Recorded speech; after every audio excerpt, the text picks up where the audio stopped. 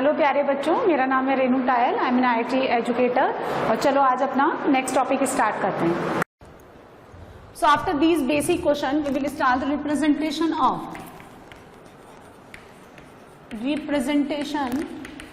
Of complex number, है ना, और द ज्योमेट्रिकल इंटरप्रिटेशन, ज्योमेट्रिकल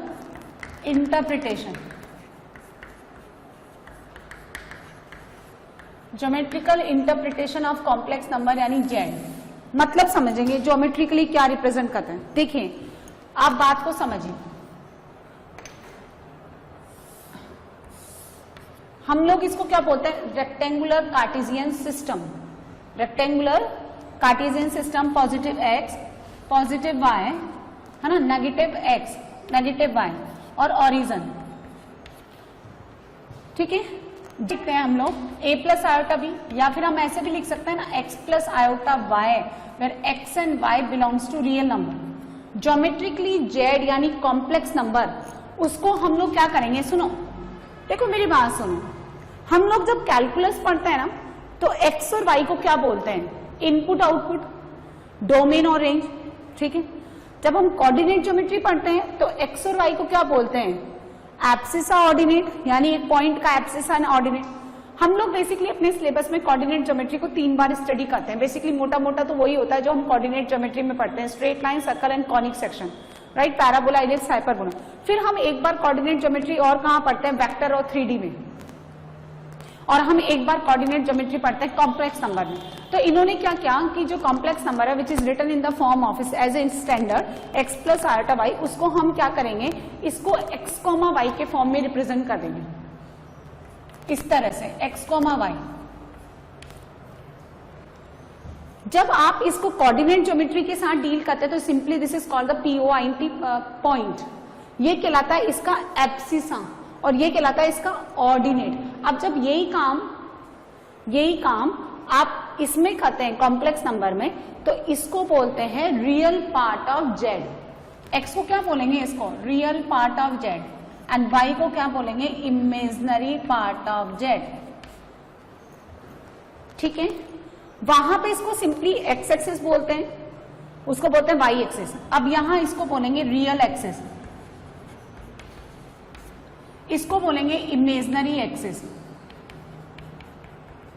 इसको वहां बोलते हैं कार्टेशियन कोऑर्डिनेट सिस्टम या 2 डायमेंशनल, है ना। इसको बोलते हैं यहां पे क्या, Argand plane, yes, Argand plane, और द कॉम्प्लेक्स प्लेन, कॉम्प्लेक्स। कुल मिलाकर के मतलब तो वही है, पर नाम इन्होंने अब अपने अलग रख दी। ठीक है, कॉम्प्लेक्स प्लेन। अब सुनिए, जब आप इस तरह से जेड को लिखते हैं तो ये कहलाता है इसका कार्टेशियन फॉर्म। जैसे 2 + 3 आयोटा, 1 + 7 आयोटा, √3 + आयोटा, ये सब इसका कार्टेशियन फॉर्म है जो a प्लस आयोटा b के फॉर्म में लिखा जाए, है ना। तो पहला तो आता है ये इसका फर्स्ट, ये होता है कार्टेशियन फॉर्म। तो कार्टेशियन फॉर्म जहां पे हम किसी भी जेड को या सी को लिखें x plus iota y, where x and y belongs to real number and iota obviously √-1। तो जितने भी अब तक हम लोग डील कर रहे थे, 2 + 3 आयोटा, 1 - 7 आयोटा, √3 + 4 आयोटा, ये सब क्या है, अपने स्टैंडर्ड फॉर्म में है, a प्लस आयोटा b या x plus iota y form में। जब भी आपको नॉन स्टैंडर्ड में ये शिफ्ट हो जाए, आपको वापस से इसको कॉन्जुगेट से मल्टीप्लाई डिवाइड करके, ये जो हमने लास्ट क्लास में किया, इसको वापस इसी फॉर्मेट में कन्वर्ट कर लेना। अब ये बेसिकली क्या रिप्रेजेंट करता है, एक पॉइंट को रिप्रेजेंट करता है ना। इसको हम क्या बोलते हैं, कोऑर्डिनेट ज्योमेट्री में बोलते हैं पॉइंट। और क्या बोलते हैं, इसको बोलते हैं एक्स कोऑर्डिनेट, इसको बोलते हैं वाई कोऑर्डिनेट। यहां पे हम इसको बोलते हैं अफिक्स। जैसे हम बोलेंगे पॉइंट ऑफ P या कोऑर्डिनेट्स ऑफ पॉइंट P, यहां बोलेंगे अफिक्स ऑफ पॉइंट P। ठीक है, इसको रियल एक्सिस, इस पे जो भी ड्रॉ किया जाएगा वो इसका रियल पार्ट ड्रॉ किया जाएगा, उस पे इमेजिनरी पार्ट, इसको आर्गन प्लेन या कॉम्प्लेक्स प्लेन। अब सपोज आपका ये जो P है इसका अफिक्स x, y है। अच्छा, हम कभी पॉइंट बोल दे तो कोई नुकसान नहीं है ना, कि मैडम आप कॉम्प्लेक्स नंबर डील कर रहे हो, पॉइंट कैसे बोल रहे हो, क्योंकि अफिक्स इतना क्या है फ्रिक्वेंटली हम लोग फेमिलियर नहीं है ना। अब सुनिए क्या है, ये पहला तो क्या हो गया इसका कार्टेशियन फॉर्म है ना। सेकंड हम लोग क्या पढ़ेंगे इसका पोलर और पैरामेट्रिक फॉर्म, पोलर और पैरामेट्रिक फॉर्म। इसको ध्यान से समझिए। इस P पॉइंट को x, y डाला, यहां से परपेंडिकुलर ड्रॉ करें M, वही सब है जो आप स्ट्रेट लाइन में पढ़ के आते हैं। यहां से आप ड्रॉ कर देते हैं तो ये y हो जाएगा, ठीक है। अब सुनिए, इसको इससे मिला दें, ये एंगल कितना थीटा, दिस OP लाइन, ये जो OP लाइन है पॉजिटिव एक्सिस के साथ कितना एंगल बनाती है थीटा, इसी का स्लोप हम लोग tan थीटा लेते हैं, ठीक है। यहां परपेंडिकुलर डालेंगे तो 0, y, ये कितना डिस्टेंस हो गया y, ये कितना हो गया x। ओरिजिन का P पॉइंट से डिस्टेंस r, और r कौन है, √x² प्लस y²। और ध्यान से देखो, इसको हम लिखते हैं मॉड z, इसको हम पढ़ेंगे modulus of z, modulus of z यानी कॉम्प्लेक्स नंबर का मॉडुलस। बिल्कुल, कैसे, सुनो, जब आप z को x प्लस आयोटा y ले रहे हैं, ठीक है, तो इसको मैं लिख रही हूं कैसे, x, y, ठीक है। ये कोई P पॉइंट हो गया और ओरिजिन कितना हो गया OP। ओरिजिन का P पॉइंट से डिस्टेंस फॉर्मूला लगाओ, √x² प्लस y²। और यदि आप z को उसी के बार से मल्टीप्लाई करते हैं, x plus iota y into x minus iota y, तो याद है ये क्या बनता है, x² plus y², that is real part का स्क्वायर प्लस इमेजिनरी पार्ट का स्क्वायर। मॉड क्या रिप्रेजेंट करता है, mod of z is represent the distance between the 2 points. देखो क्या करना है, मेरी बात सुनिए, ये सारा कुछ है ना कोऑर्डिनेट ज्योमेट्री अभी स्टार्ट हो गया धीरे धीरे, और कोऑर्डिनेट ज्योमेट्री यानी स्ट्रेट लाइन मेनली वो यूज आता है। उसको आपने क्या करना है, जहां x और y में आप जो काम कर रहे हैं उन्हीं को आप किस फॉर्म में रिप्रेजेंट कर देना है, z के फॉर्म में। फिर हम क्या करते हैं, जैसे वेक्टर फॉर्म में आता है कोई भी, तो उसको 3D फॉर्म में कन्वर्ट कर लेते हैं, है ना। यानी xi cap plus yj cap plus zk cap is written as x, y, z, ठीक है, इस तरह से लिखते हैं। उसी तरह से हम लोग आगे जाके इंटर कन्वर्जन कर लेंगे। z को किस फॉर्म में रिप्रेजेंट कर देंगे, x और y, यानी z का लोकस x और y के फॉर्म में रिप्रेजेंट कर देंगे, क्योंकि हम लोग क्या है दोबारा कोऑर्डिनेट ज्योमेट्री नहीं पढ़ेंगे। लेकिन पहले हम जो नए नए वर्ड्स हैं उनको जानने की कोशिश करेंगे, ठीक है। ये कितना हो गया, z बार, और यही कौन आ रहा है, मॉड z, तो मॉड z का स्क्वायर है, क्योंकि वहां तो अंडर रूट आ रहा है, तो यहां से मुझे क्या मिल रहा है, मॉड z का स्क्वायर इज z बार। तो ओरिजिन का P पॉइंट से डिस्टेंस सिंपली हम r लेते हैं, और r किससे रिप्रेजेंट हो रहा है, मॉड z से। अब कंसीडर करिए आप डेल्टा OPM बेस यानी x टू द, है ना, ये कितना होता है cos थीटा। क्यों भाई, पोलर कोऑर्डिनेट कितने होते हैं आपके पॉइंट के, यही लिखते हैं ना आप लोग, यहाँ क्या लिखोगे, sin थीटा। तो मैंने क्या देखा कि जो पैरामीट्रिक फॉर्म में क्या रिप्रेजेंट हो गया, px, y, ये तो कार्टेशियन फॉर्म था। देखो जिन बच्चों ने वेक्टर पढ़ लिया ना उसको समझ में आता है। इसको हम लिखते हैं x, y, z, तो वेक्टर में इसको लिख देते हैं xi cap plus yj cap plus zk cap. उसी को आप जब कॉम्प्लेक्स नंबर आपके दिमाग में चल रहा है, आप उसके साथ डीलिंग कर रहे हैं, तो दिमाग में चलते जाना चाहिए ये x प्लस आयोटा y लिखा हुआ है। अब इसको पोलर फॉर्म में रिप्रेजेंट करेंगे तो कितना हो गया, r cos theta, r sin theta, यानी x plus iota y is equal to r कौन, mod z cos theta plus iota sine theta. बोलो, मॉड z, इसको ऐसे लिखें, and this represent the distance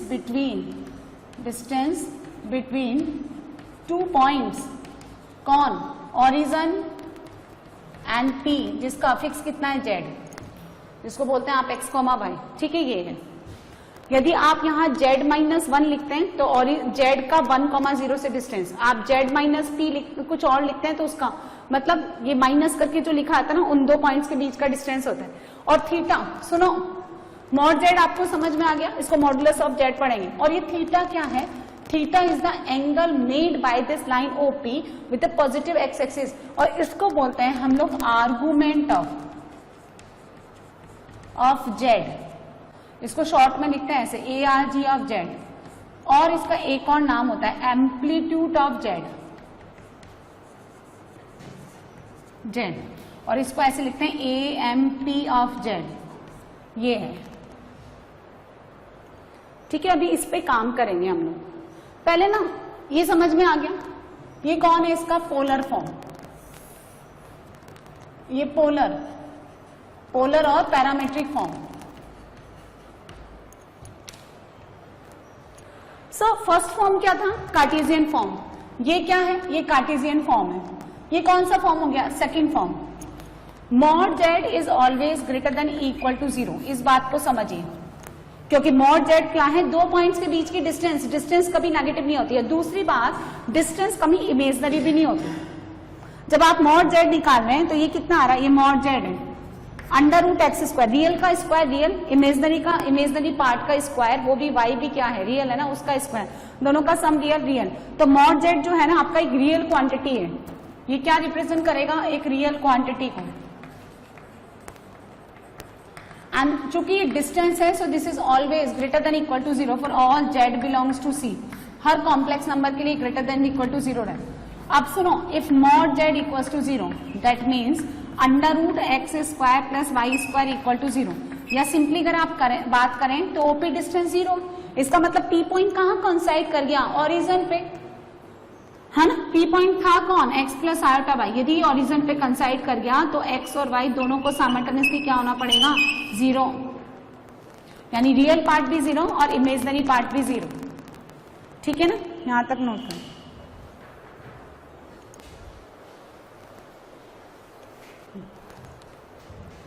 so देखिए, अब हमने मॉड जेड पे काम किया, जैसे ऐसा लिखा है मॉड जेड -1 प्लस आयोटा, ऐसा लिखा है। मॉड जेड क्या होता है, मॉड जेड का समझिए, मॉड जेड होता है √ रियल पार्ट का स्क्वायर प्लस इमेजनरी पार्ट का square, real part of z का square plus imaginary part of z का स्क्वायर। अब जरा देखें हम, ये मॉडुलस ज्योमेट्रिकली रिप्रेजेंट क्या करता है, एक एक चीज का अपना अपना एक ज्योमेट्रिकल मीनिंग है, उसको हम इंटरप्रेट करते जाएंगे। जेड आर्गेन प्लेन में एक पॉइंट को रिप्रेजेंट करते हैं विच इज x, y, उसको अफिक्स बोलते हैं। x उसका रियल पार्ट है, y उसका इमेजनरी पार्ट है।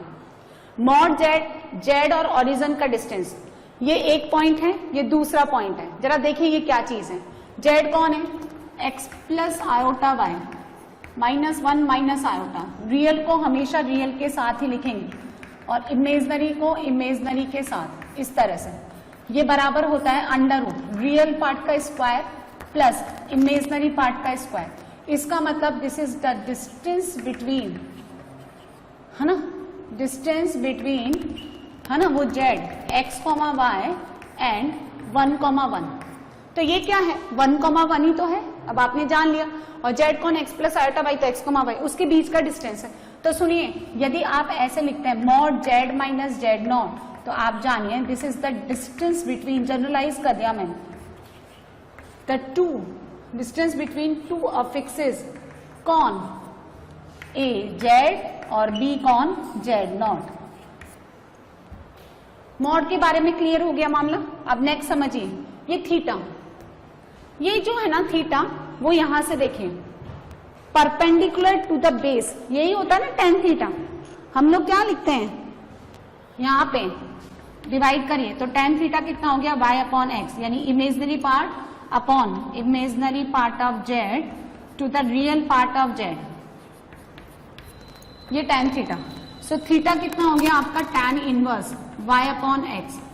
अब सुनिए, चूंकि ये sine theta and cos theta पे डिपेंड करता है, तो ये तो पीरियोडिक होते हैं, ये तो पीरियोडिक फंक्शंस होते हैं ना। आपका साइन थीटा जो है 1/2 फर्स्ट और सेकंड क्वाड्रेंट में देगा, घूम करके फिर 2π प्लस π/6 पे देगा, 2π प्लस 5π/6 पे देगा।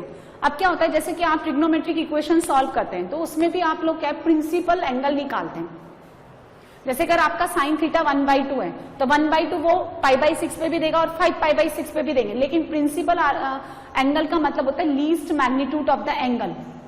मैग्नीट्यूड मतलब जिसमें आप साइन कंसीडर नहीं करेंगे, सिर्फ उसका मैग्नीट्यूड कंसीडर करेंगे। उसी तरह से ड्यू टू इट्स पेरियोडिसिटी आप भी इसका मिनिमम वैल्यू निकालेंगे। और लीस्ट जो एंगल होता है उसको हम बोलते हैं प्रिंसिपल आर्गुमेंट। और प्रिंसिपल आर्गुमेंट यानी अगर मैंने थीटा माना तो ये बिलोंग करता है आपका -π से लेकर के +π। फर्स्ट क्वाड्रेंट, ये second quadrant, third and fourth. कैसे पता लगाएंगे कि कौन सा फिक्स फर्स्ट क्वाड्रेंट में? इसका x एंड y दोनों पॉजिटिव होने चाहिए, जैसे कि 1 + iota, x negative y positive, -1 + iota, x and y <0, -1 - iota, और x greater 0, y <0, 1 - आयोटा। एक एग्जाम्पल ले लिया मैंने। फर्स्ट क्वाड्रेंट में आपका थीटा लिखा जाएगा tan inverse y/x। First quadrant में इसमें मॉड लगा दो। यदि आपका फर्स्ट क्वाड्रेंट में थीटा एक्यूट है तो सेकंड क्वाड्रेंट में लाने का तरीका होता है π - थीटा, थर्ड में π + थीटा एंड फोर्थ में 2π - थीटा और सिंपली -थीटा। प्रिंसिपल आर्गुमेंट इसी इंटरवल को बिलोंग करना चाहिए। तो अब मेरी बात सुनिए, आप लोग क्या करें, मॉड जेड निकालना। देखो मॉड जेड में दिक्कत नहीं है, इसका मॉड जेड कितना है?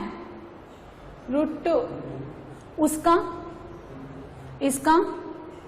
इसका भी √2, क्योंकि 1 1 लो, 1 - 1 लो, -1 1 लो और -1 -1 लो। ओरिजिन से सबका डिस्टेंस सेम है, लेकिन ये फर्स्ट सेकंड थर्ड फोर्थ तो एंगल डिफर करेंगे। तो कैसे करेंगे सुनो, है ना? कैसे प्रिंसिपल आर्गुमेंट निकालेंगे? आपके पास जो भी पॉइंट है और वो किसी भी क्वाड्रेंट में है, आप ऐसे निकालो tan इनवर्स mod y/x। जैसे ही आपने मॉड ले लिया ये आपको एक्यूट एंगल ही देगा। अब सपोज यदि आपका एंगल का वैल्यू पाई से ज्यादा हो जाता है थर्ड क्वाड्रेंट या फोर्थ क्वाड्रेंट में, तो इस इंटरवल को क्रॉस कर गया तो आप क्या करेंगे? 2π और 2π का इंटीग्रल मल्टीपल सब्ट्रैक्ट कर देंगे। कब तक? जब तक इस इंटरवल में ना आए। और यदि आपका एंगल -π से छोटा हो गया तो भी इस इंटरवल के बाहर चला गया तो आप 2π और 2π का इंटीग्रल मल्टीपल ऐड कर देंगे। मेरी बात सुनो, पहला कॉम्प्लेक्स नंबर 1 + आयोटा कहाँ है? ये फर्स्ट क्वाड्रेंट में। इसको हम लोग ना पोलर फॉर्म में ऐसे लिखेंगे, सुनिए। इसका मॉड Z1 आएगा √2 और इसका थीटा आएगा tan इनवर्स 1/1, tan इनवर्स 1 यानी π/4। तो Z1 को हम लोग लिखेंगे √2 cos π/4 plus iota sine π/4। Z2 -1 + iota mod Z2 √2। अब क्या करेंगे? ये सेकंड क्वाड्रेंट में, इसका हम लोग ये निकालेंगे थीटा = tan इनवर्स मॉड 1/-1 यानी π/4। सेकंड क्वाड्रेंट में ले जाने का तरीका π - π/4। प्रिंसिपल आर्गुमेंट को इस तरह से लिखते हैं PARG of Z, principal argument. ठीक है, तो ये कितना हो जाएगा? Z2 को हम लोग लिखेंगे इस तरह से √2 cos कितना 3π/4 प्लस sin 3π/4। अब इसकी बारी π + π/4, इसका एंगल बड़ा हो गया π + π/4, तो आप इसमें से 2π सब्ट्रैक्ट कर देंगे तो ये बनेगा -3π/4। ये हो गया 2π - π/4। तो प्रिंसिपल आर्गुमेंट निकालने के लिए माइनस का, देखो क्या हुआ, क्यों कर रहे हैं आप ऐसे? देखो ये करने से कोई फर्क नहीं पड़ रहा क्या? हाँ नहीं, क्योंकि देखिए यदि आपका पॉइंट थर्ड क्वाड्रेंट में है तो अगर आप ऐसे रोटेट करेंगे, कैसे? एंटी क्लॉकवाइज, तो आपका एंगल π से बड़ा हो जाएगा। तो आप ऐसे रोटेट ना करके भैया ऐसे रोटेट कर लो। तो ऐसे रोटेट करने पर एंगल आ रहा है 5π/4 और यूं रोटेट करने पर एंगल कितना आ रहा है? -3π/4। तो मैग्नीट्यूड किसका कम है? 3π/4 का। हम लोग कहते हैं कि अगर आप कन्वेंशनली एंटी क्लॉकवाइज डायरेक्शन में रोटेट करते हैं तो थीटा पॉजिटिव, और अगर आप क्लॉकवाइज में रोटेट करते हैं तो थीटा नेगेटिव। अभी इसको पॉजिटिव नेगेटिव से मतलब नहीं है, इसको मैग्नीट्यूड सबसे कम चाहिए, लीस्ट, और इन दिस इंटरवल। तो ये कह रहा है कि कैसे रोटेट करें। अब बड़ा मुश्किल है, कभी क्लॉक कभी एंटी क्लॉकवाइज बच्चे के दिमाग में आएगा। तो हम यूं कहते हैं, आप कन्वेंशनली जैसे करते हो, आप तो थीटा निकाल लो एक्यूट एंगल फर्स्ट क्वाड्रेंट में, सेकंड में लाने का तरीका पाई माइनस थीटा, थर्ड में pi plus theta, and fourth में minus theta, 2 pi minus theta. भाई ये सब तो आप ट्रिग्नोमेट्री में पढ़ के आते हो ना। यदि आपका एंगल पाई से ज्यादा है तो आप 2 पाई और 2 पाई का मल्टीपल सब्ट्रैक्ट करिए। कब तक करिए? जब तक इस इंटरवल में ना आ जाए। और यदि उसका एंगल, उसका वैल्यू माइनस पाई से छोटा है तो आप 2 पाई और 2 पाई का मल्टीपल ऐड करिए जब तक इस रेंज में ना आए। वो मैं काम कर रही हूं। अब जैसे एक ही मल्टीपल घटाने की जरूरत है क्योंकि माइनस पाई बाय 4 इसी इंटरवल में आ रहा है, तो इसको कैसे लिखेंगे हम? Z3 को कैसे लिखेंगे? जल्दी बोलिए। √2 cos of minus 3 pi by 4 plus iota sign minus 3 pi by 4। Z4 बोलो, √2 cos minus pi by 4 plus iota sign, ठीक है, माइनस पाई बाय 4। तो प्रिंसिपल आर्गुमेंट कितना हुआ इसका? पाई बाय 4, इसका 3 पाई बाय 4, इसका माइनस 3 पाई बाय 4 और इसका सिंपली माइनस पाई बाय 4। ठीक है, तो मैंने आपको 2 फॉर्म पढ़ाए और ये प्रिंसिपल आर्गुमेंट पे और काम कर लेंगे। फर्स्ट मैंने आपको पढ़ा कार्टेशियन, वो तो होता ही है। सेकंड ये पोलर फॉर्म, एंड थर्ड होता है यूलर भी बोलते हैं, आइलर भी बोल सकते हैं। नोट करना।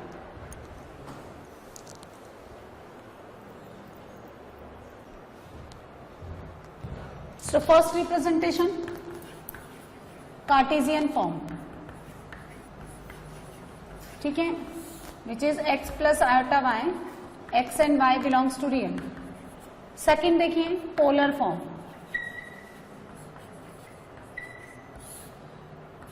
z equals to mod z cos theta plus iota sin theta, where theta is principal argument of z and belongs to minus pi से लेकर के plus pi, and mod z is the distance between the z and origin.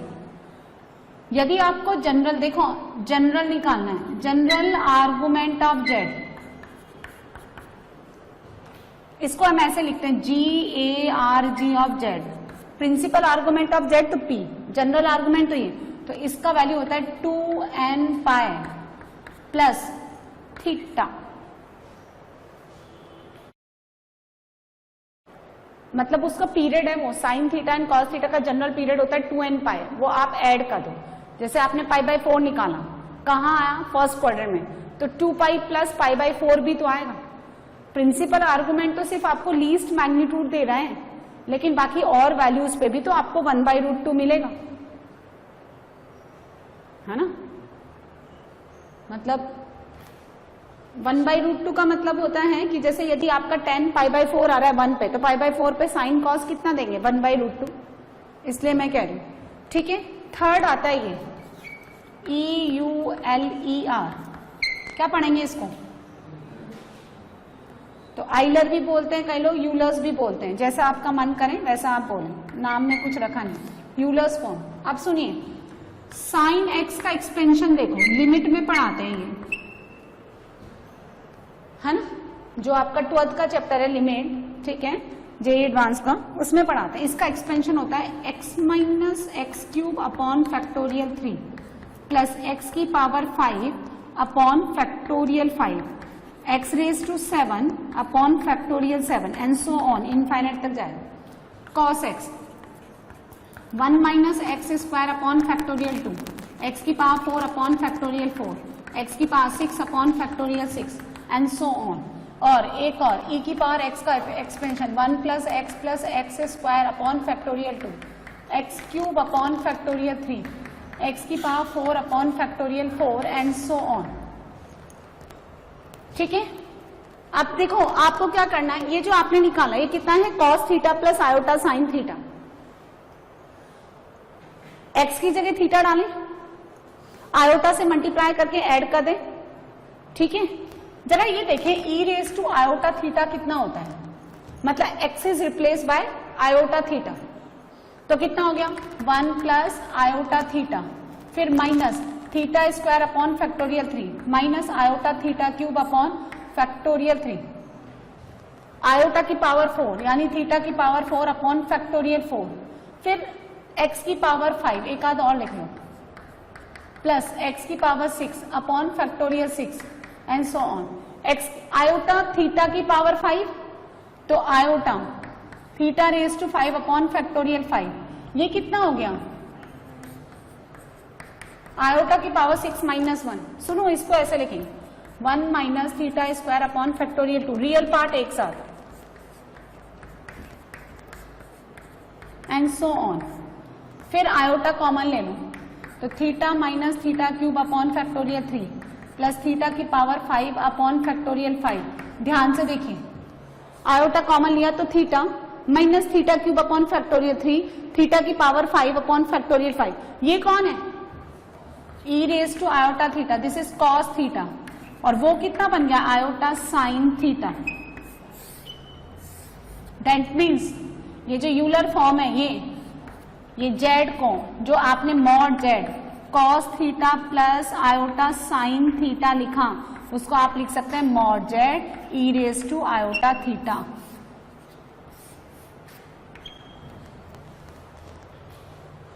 यानी जहां आप 1 plus iota, एक cartesian form √2 cos pi by 4 plus iota sine pi by 4 लिखते हैं, ठीक है, उसको लिख सकते हैं √2 e raise to iota pi by 4।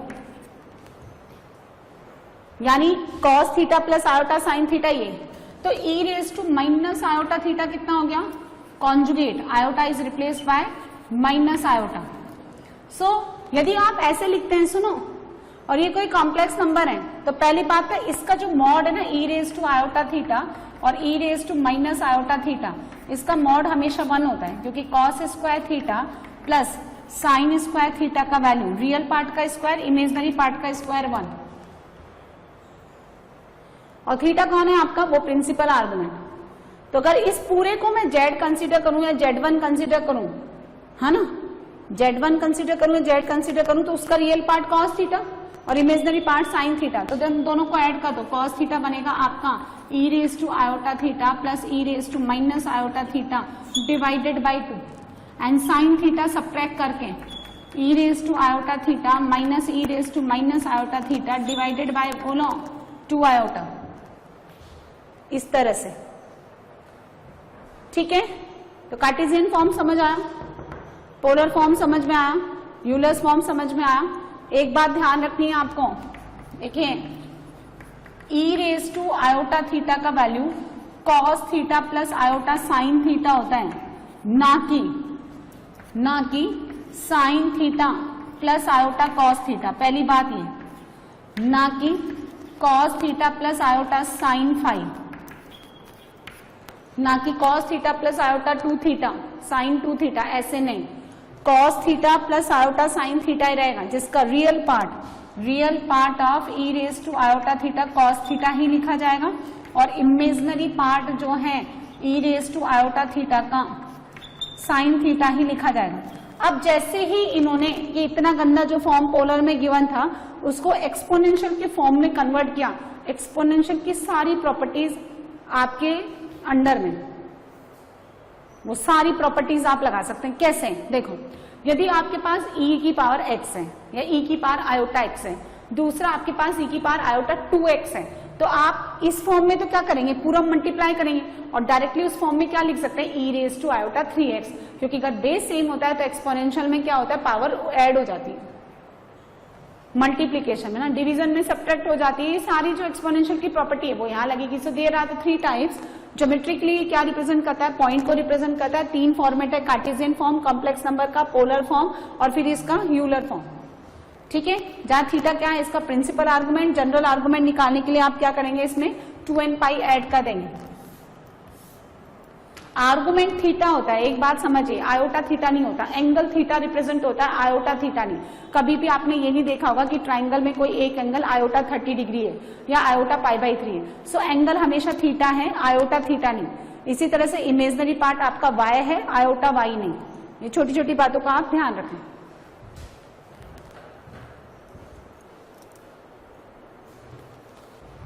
अब नेक्स्ट इसमें लिखें De Moivre's theorem. De Moivre's theorem. ये क्या कहते हैं सुनिए, if e raised to iota theta is equals to cos theta plus iota sin theta, और मुझे ए नंबर देखो, cos theta plus iota sine theta इसका होल पावर n लेना है, n। जैसे सपोज इसका पावर 2 लेना है तो क्या करूंगी, होल स्क्वायर, क्यूब 3 है तो क्यूब करना पड़ेगा ये, और अगर पावर 5 है तो हो सकता है बीटी वगैरह, पावर 10 है ज्यादा है तो बीटी का यूज करना पड़ेगा। अभी क्या करना है, जैसे ही आपने इसको यूलर फॉर्म में कन्वर्ट किया, ये बहुत आसान हो गया। आप इसको क्या लिख सकते हैं, e raised to iota theta whole power n, so it becomes e raised to iota n theta by using the property of exponential। तो ये डायरेक्टली बन जाएगा cos n theta plus iota sin n theta, यानी ये जो power n है ये इसके एंगल में चली गई। जैसे अगर आप cos theta plus iota sine theta का होल स्क्वायर ले रहे हैं तो आप या तो a प्लस बी के होल स्क्वायर से कर लो या वैसे कर लो, तो e की पावर आयोटा थीटा का पावर 2 कितना हो गया, e raise to iota 2 theta, तो कितना हो गया cos 2 theta plus iota sine 2 theta. अभी आप देखें, आपको ये करना है cos theta 1 plus iota sine theta 1, cos theta 2 plus iota sine theta 2, cos theta 3 plus iota sine theta 3 and so on cos theta n plus iota sine theta n। कितना मुश्किल है ये, अगर मेरे पास कोई प्रॉपर्टी नहीं है तो पहले इनको फिर तीसरे को फिर n टाइम्स, तो इसको हम ऐसे लिखेंगे यूलर फॉर्म में e raise to iota theta 1, e raise to iota theta 2, e raise to iota theta 3। तो जैसे ही हम इसमें एक्सपोनेंशियल में कन्वर्ट हुआ ये बड़ा आसान हो गया अब कैलकुलेशन वाइज। तो theta 1 plus theta 2 plus theta 3 up to theta n। Now आप डायरेक्टली बना सकते हैं आप cos theta 1 plus theta 2 plus theta 3 up to theta n plus iota sine, है ना, theta 1 plus theta 2 up to theta n। ठीक है, आपको ऐसा गिवन है, सपोज Z1 का वैल्यू आपको गिवन है cos theta plus iota sine theta जिसका मॉड 1 है, हमेशा ध्यान रखो इसका मॉडुलस 1 है।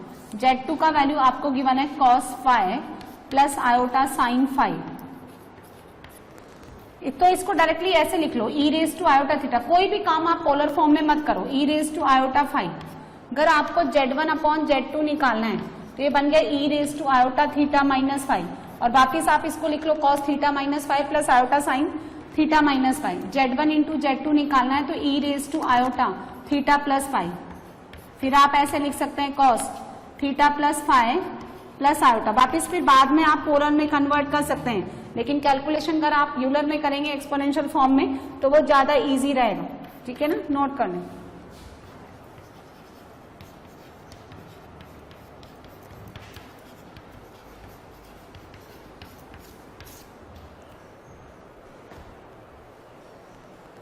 बच्चों आपने ये वीडियो देखा, मेरा आपको ये सजेशन है कि आप वीडियो को मूवी की तरह ना देखें, पहले इसका जो थ्योरी पार्ट है, जो भी कंसेप्ट मैंने आपको पढ़ाया उसको अच्छे से समझें, और जो भी इलस्ट्रेशन मैंने थ्योरी के बाद जो भी एग्जांपल्स मैंने लिए हैं उनको आप पहले अपने आप से अटेम्प्ट करें, and if you face any difficulty तो फिर आप उसका सोल्यूशन देखें। आपको ये वीडियो कैसा लगा मुझे कॉमेंट सेक्शन में लिख करके जरूर बताएं, और क्वेश्चन से रिलेटेड या थ्योरी से रिलेटेड जो भी आपकी क्वेरी है, जो भी आप डाउट्स हैं वो भी आप मुझसे पूछ सकते हैं, और जितना हो सकेगा जल्दी से जल्दी मैं आपको डाउट्स क्लियर करने की कोशिश करूंगी।